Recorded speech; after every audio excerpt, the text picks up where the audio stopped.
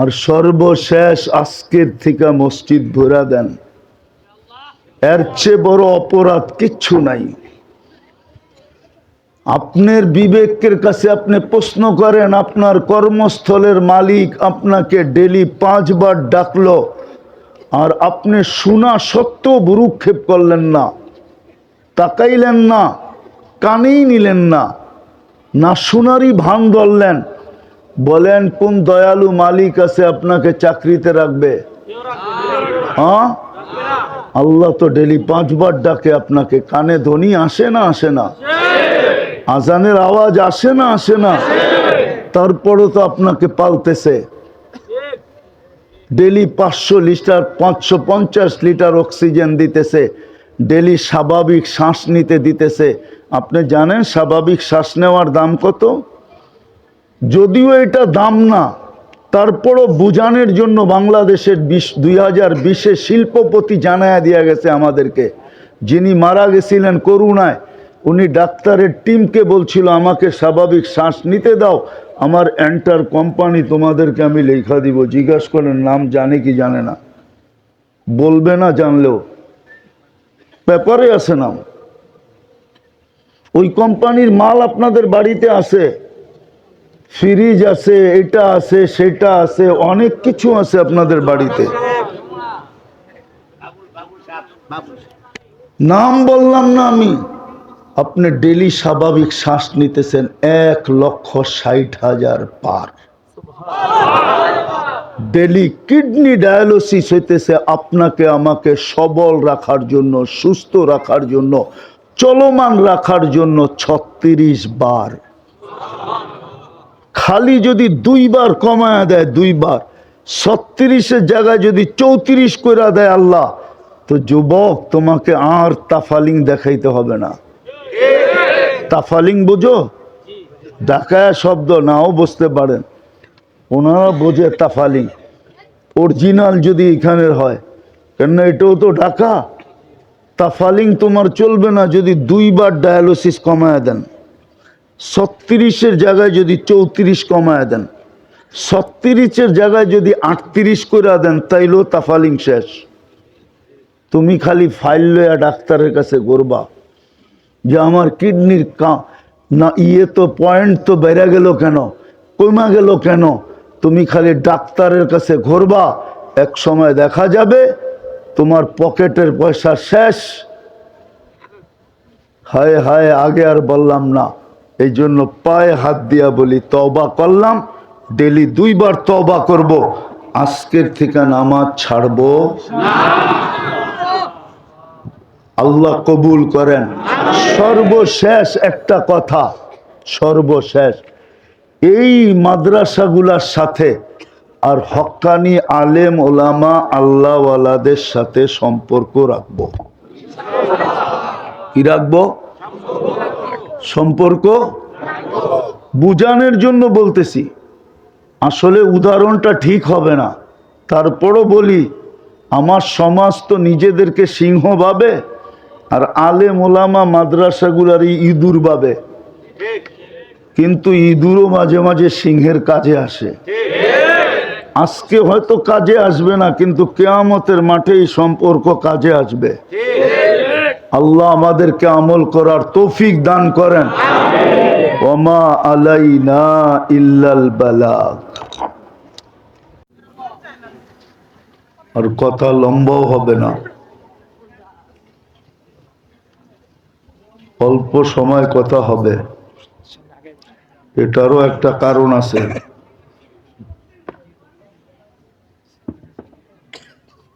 সেটা হলো, সকালে আমার নামার কথা ছিল ঢাকাতে, কিন্তু কুয়াশার কারণে এতটুকুই বিপর্যয়ের শিকার হয়েছি। আজকের কুয়াশার কারণে ঢাকা এয়ারপোর্ট সকাল থেকে পড়ায় দুপুর পর্যন্ত বিপর্যয়ের শিকার ছিল। সিলেট থেকে পরে আসতে আসতে ফ্লাইট সিলেটে চলে গেছে, সিলেট থেকে আসতে আসতে সারা রাত্র না ঘুমানোর কারণে ক্লান্ত হয়ে গেছি। চাইছিলাম আসবো না, কিন্তু মাদ্রাসার দিকে দেখা কমসে কম উপস্থিতি হলেও আপনারা বুঝবেন যে এরা আসলেই আমাদেরকে দাওয়াত দিছিল। কিন্তু প্রাকৃতিক দুর্যোগ যেটা মানুষ বলে ওটা মানুষের হাতে না, ওটা আল্লাহর হাতে। ওটা বলার কারো সুযোগ নাই কখন কি রূপে আসে।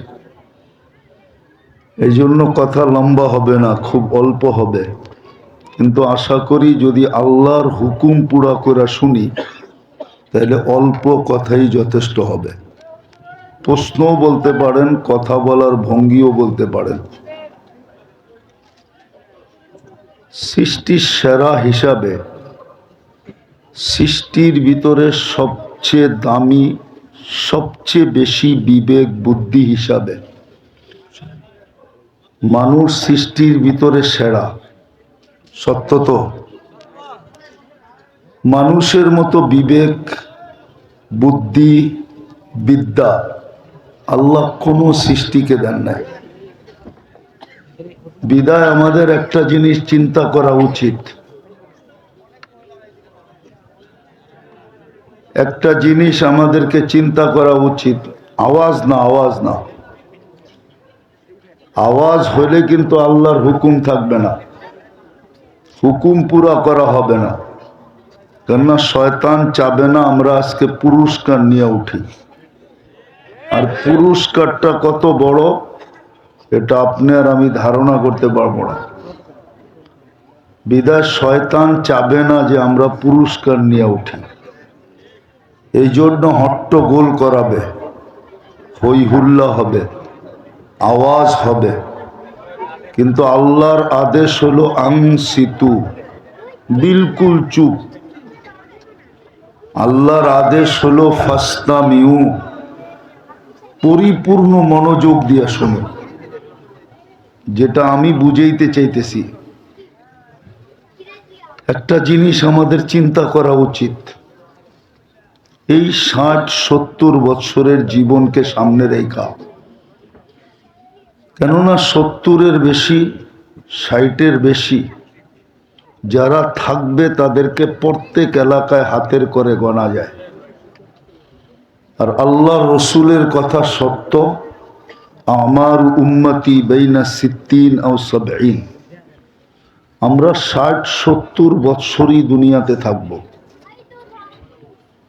এই 60-70 বৎসরকে সামনে রেখা আমাদের একটা ভাবা উচিত যে আমি এইখানে অর্জন করলাম কি, আর ওইখানের জন্য অর্জন করলাম কি।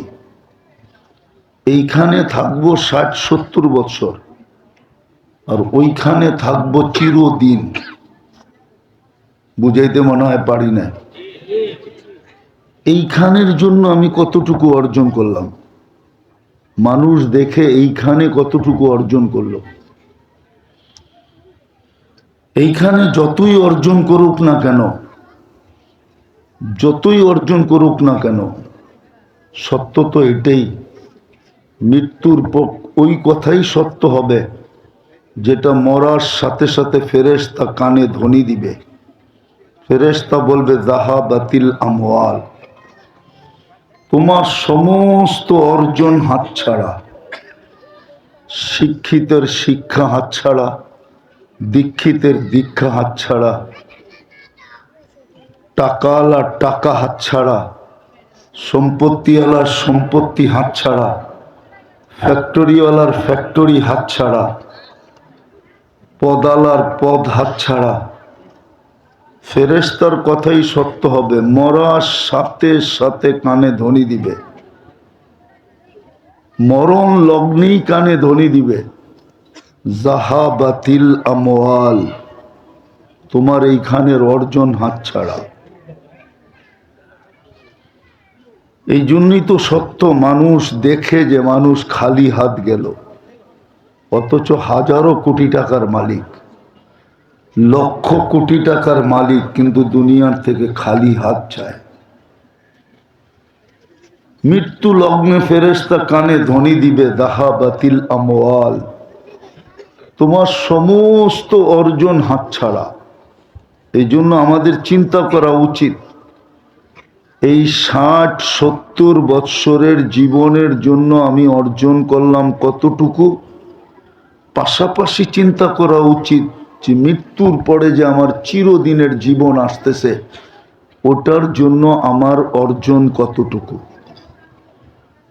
1 নম্বর এটা। 2 নম্বর চিন্তা করা উচিত যে আমি এই 60-70 বৎসরের জীবনে একটু ভালো খাওয়ার জন্য, একটু ভালো পড়ার জন্য, একটু ভালো পরিবেশে থাকার জন্য, একটু মাথা উঁচা করে চলার জন্য আমি কতটুকু পরিশ্রম করি। আর যেখানে আমি চিরদিন থাকব, আল্লাহ করে যদি মিলা গেল জান্নাত, আর আল্লাহ আমাদেরকে জান্নাত দিতেই চান, নাইলে মুসলমানের ঘরে কেন পাঠাবেন? আল্লাহ যদি জান্নাত দিতে না চাইতেন, তাহলে আপনাকে আমাকে উম্মতে মুহাম্মদী বানাইতেন কেন? এত বড় ভাগ্য কেন আপনার আর আমার করতেন? জানি না উদাহরণ দিলে বুঝে আসবে কিনা। যদি আমাদের ভাগ্য বড় নাই হতো, আর আল্লাহ যদি জান্নাত আমাদেরকে দিতে নাই চাইতেন, তাহলে প্রতিদিন রাত্রে আমাদেরকে ডাইকা ডাইকা গুনাহ মাফ করতে কেন চান? প্রতি রাত্রে 3 ভাগের 1 ভাগ অতিবাহিত হয়ে যাইতে দেরি, আল্লাহ প্রথম আকাশে এসে ডাকতে দেরি করেন না, হাল মিন মুস্তাগফির, কে আসিস গুনার বোঝা নিয়া?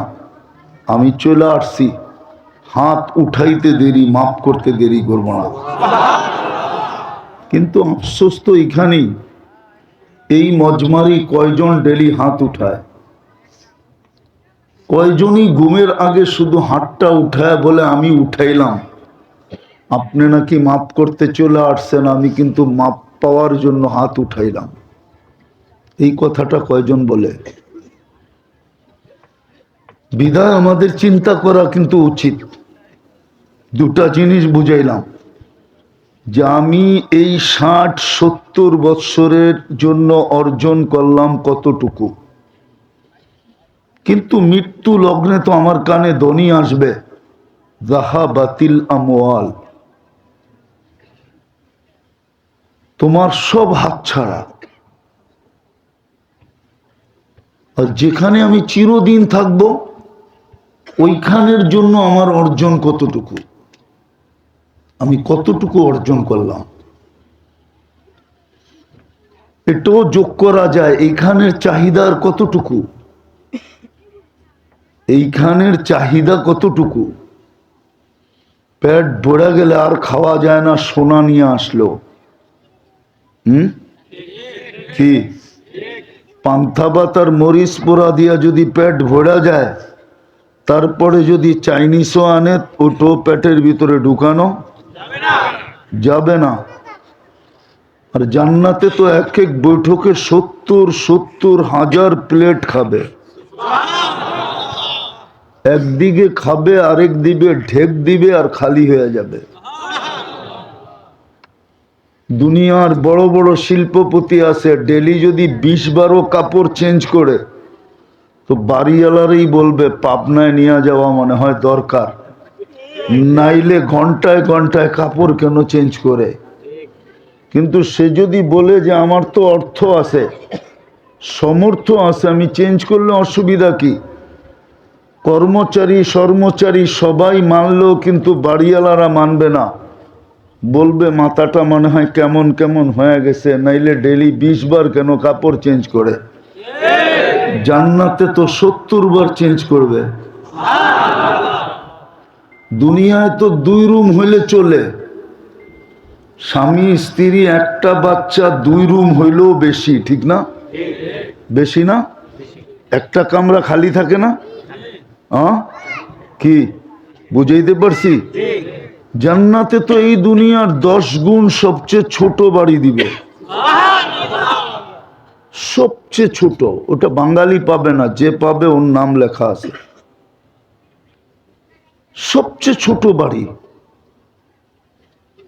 তো আখেরাতের তো চাহিদা বেশি, ওইখানে প্রয়োজন বেশি। কেননা এক প্লেটে এখন পেট ভরে, ওই সময় ভরবে না, 70,000 প্লেট খাবে। শুধু খানা খাবে নাকি, ফল ফ্রুট কোথায় যাবে? দুনিয়ার যত প্রকারের ফল আছে ওটা প্রত্যেকের জান্নাতে থাকবে, এটা ছাড়াও আরো হাজারো হাজারো আইটেম নতুন থাকবে। তাহলে সোজা কথা, আমি এইখানে অর্জন করলাম কতটুকু? এইখানের এই ছোট জীবনটা আমি কতটুকু অর্জন করলাম চিন্তা করা উচিত। আর ওইখানে অর্জন করলাম কতটুকু? এইখানে তো 2 কাঠা বাড়ি কেনার জন্য, এই জায়গা কেনার জন্য গাজীপুরে কত মানুষের চুল পাইকা গেছে, আজ পর্যন্ত 2 কাঠা হয় নাই।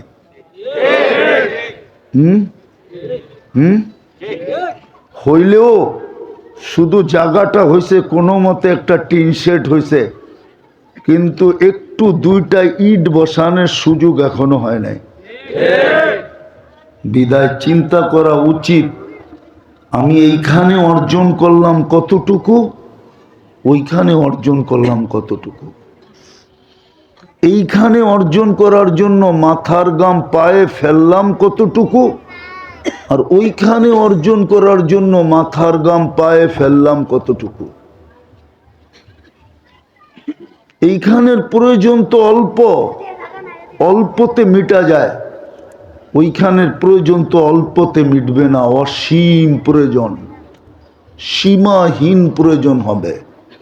বললাম না আজকে 2 রুমে চলে, জান্নাতে 2 রুমে চলবে না, 2 রুমে চলবে না। এই জন্য সুযোগ আমাদের হাতে এখনো আছে। সূর্য ডুবতে দেখাও সুযোগ, সূর্য উঠতে দেখাও সুযোগ। বিশ্বাস করেন কি করেন না? সূর্য যখন উঠতে দেখে তো সূর্য বলতে বলতেই ওঠে, ফাক্তানিম, সুবর্ণ সুযোগ মনে কর, আনা ইয়াউমুন জাদীদ, আমি নতুন দিন। তুমি দেখতে পারছো, বিদায় তুমি বিশ্বাস করতে পারো, ইয়াকিন করতে পারো, ইন্নাল্লাহা ইয়াবসুতু ইয়াদাহু নাহারান, আল্লাহ যেন তোমাকে হাত প্রসারিত করার সুযোগ দিছে, রাত্রের গুনাহগুলার তওবা যেন তুমি সকালবেলা করতে পারো। আবার যখন ডুবতে দেখে তখনও সুবর্ণ সুযোগ, আল্লাহ সুযোগ দিছে, ইয়াবসুতু ইয়াদাহু লাইলান হাত্তা ইয়াতুবা মাসিআন নাহার, সারা দিন যে গুনাহ করলো রাতের অন্ধকারে যেন মাপ চায়া ক্লিন করতে পারে। তাইলে দিন দেখতে পারা এটাও সুযোগ, রাত দেখতে পারা এটাও সুযোগ, কিন্তু সত্য এটাও, কিন্তু দুনিয়ার কোনো পরিচয় কিন্তু এখানে চলবে না। যদি চলতো তাহলে কোরআনে এতগুলা দৃষ্টান্ত আমাদেরকে কোনোদিন শিখাইতেন না। কোরআনে এক একটার মেসাল দিয়া, দৃষ্টান্ত দিয়ে আল্লাহ বুঝাইছেন যে রাজত্বের মালিক হলেই যদি চলতো তাইলে নমরুদ বড় মর্যাদাশালী হতো, ফেরাউন তো আরো বড় মর্যাদাশালী হতো। বিদায় রাজত্বের পরিচয় আমাদের কাছে চলবে না। মন্ত্রিত্বের পরিচয় যদি চলতো তাহলে হামান সবচেয়ে বড় মর্যাদাশালী হতো। সম্পদের পরিচয় যদি চলতো তাহলে কারুন সবচেয়ে বড় মর্যাদাশালী হতো। বাপ বেটার সম্পর্ক যদি চলতো তাহলে নূহ আলাইহিস ইসলামের ছেলেরও বিরাট বড় মর্যাদা হইতো। স্বামী স্ত্রীর সম্পর্ক যদি চলতো তাহলে লূত আলাইহিস ইসলাম আর নূহ আলাইহিস ইসলামের স্ত্রী দ্বয়েরও বিশাল বিশাল মর্যাদা হইতো।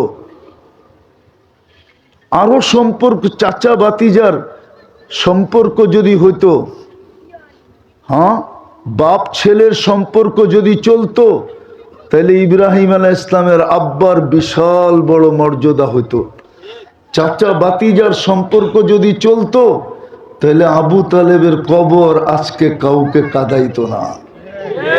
যেই আবু তালেবের কবর দেখে তার চোখ দিয়া পানি চলে আসে যে দুধহানের বাদশার চাচাতো হইল বটে, সৃষ্টির সর্দারের চাচাতো হইল বটে, সমস্ত নবীদেরও নবী, রসুলদেরও রসুল, বরং সমস্ত রসুল নবীদের ইমাম সর্দার, ওনার চাচাতো জাহান্নামে যেত না। যদি সোসাইটি চলতো তাহলে মক্কার কারো জাহান্নামে যাওয়ার সুযোগ ছিল না। মক্কার চেয়ে উত্তম জমিন আর সোসাইটি আল্লাহ তৈরি করেন না আর করবেন না।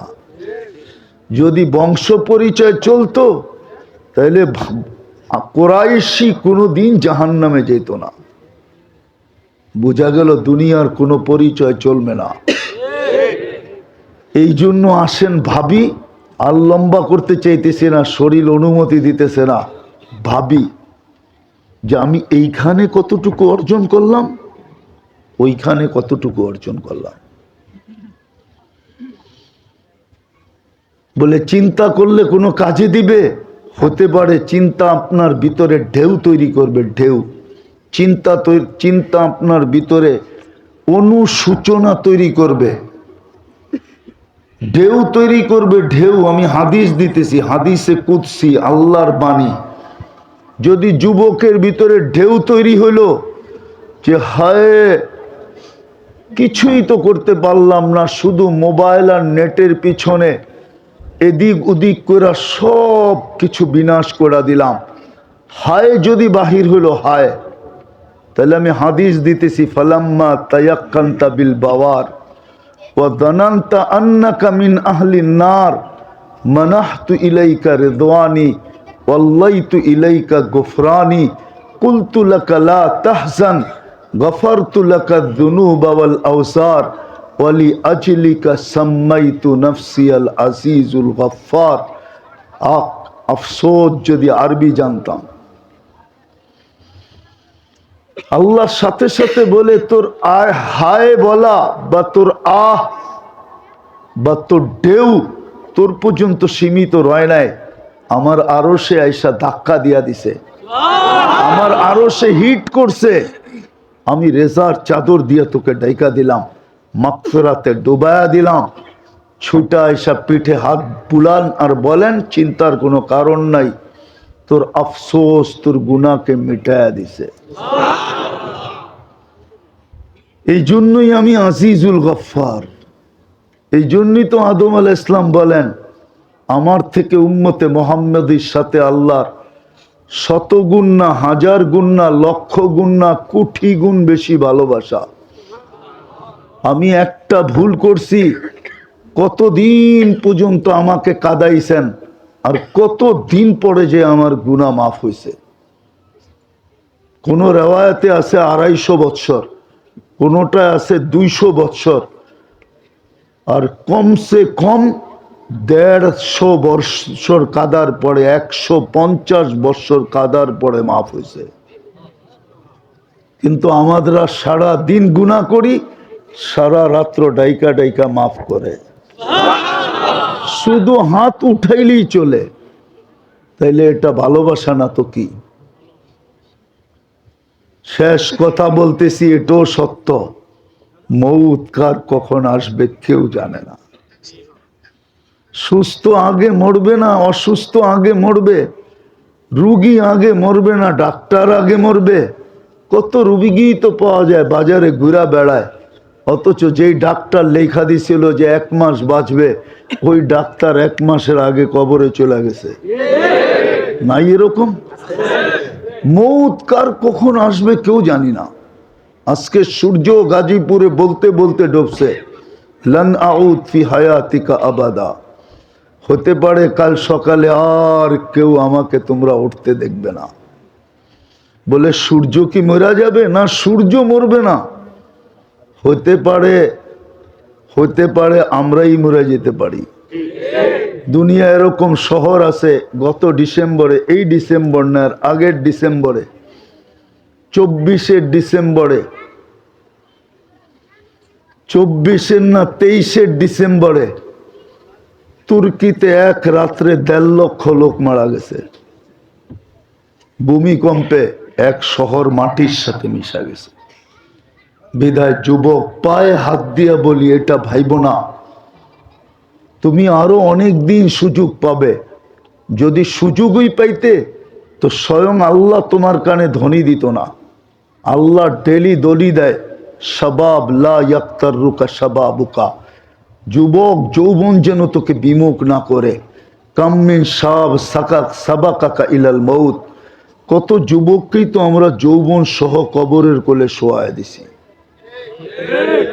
5 তারিখের আন্দোলনের আগে যতজন মারা গেছে বেশিরভাগই তো যুবক না? যুবক না? কয়জন বৃদ্ধ মারা গেছে? সবই তো বিলকুল তাজা তাজা যুবক, ঠিক না? সত্য এটাই। ডেলি ধ্বনি দেয়, আমাদের কেন ধ্বনি দেয়, লা তাফরাহ বিদুনিয়াইকা, দুনিয়ার উন্নতি তোমাদেরকে যেন বিমুখ না করে। ফাইন্নাকা গায়রা মুখাল্লাদ, তুমি কিন্তু চিরঞ্জীব না। কবির কথাই সত্য, বারবার কানে ধ্বনি দেয়, লাউ কানাতিদ দুনিয়া মুখাল্লাদা, দুনিয়া যদি চিরদিন কারো জন্য হতো, মা মাতা মুহাম্মাদা, তাইলে আল্লাহর হাবিব মুহাম্মদুর রাসূলুল্লাহ সাল্লাল্লাহু আলাইহি ওয়াসাল্লাম দুনিয়া ছেড়া কোনোদিন যেতেন না। কেননা দুনিয়াটা তো ওনার সুবাদেই তৈরি, সমগ্র সৃষ্টিটা তো ওনার সুবাদে তৈরি। ওনার আগমন হবে এই জন্য তৈরি, ওনার আগমনের কারণে তৈরি, ওনার রহমতের ছোঁয়ায় তৈরি। উনি চিরদিন থাকতেন, উনি যখন থাকেন না আর কে থাকবে? বিদায় ভাবি, এইখানে কতটুকু গড়লাম, ওইখানে কতটুকু গড়লাম। বলবেন গড়ার কি এইখানে বসে ওইখানে গড়ার সুযোগ আছে? হ্যাঁ, সাহাবাও জিজ্ঞাসা করছিল, ইয়া রাসূলুল্লাহ, এইখানে বসে ওইখানে গড়ব কি কইরা?